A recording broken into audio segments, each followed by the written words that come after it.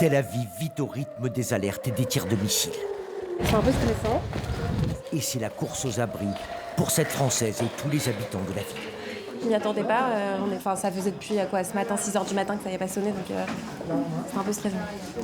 À l'extérieur, des rues désertes et des détonations. Et dans le ciel, des traces des interceptions de projectiles par les systèmes de défense anti-aérienne. 15 minutes plus tard, la fin de l'alerte.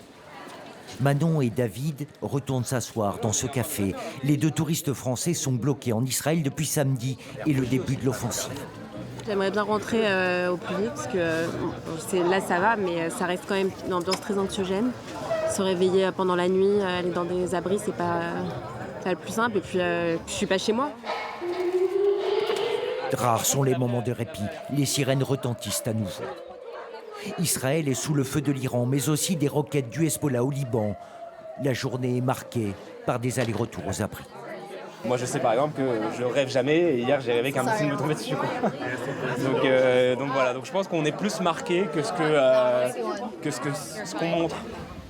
Ces dernières 24 heures, il y a eu près de 630 alertes aux tirs de roquettes ou missiles visant le pays, selon l'armée israélienne. Alors certains cherchent à partir par tous les moyens.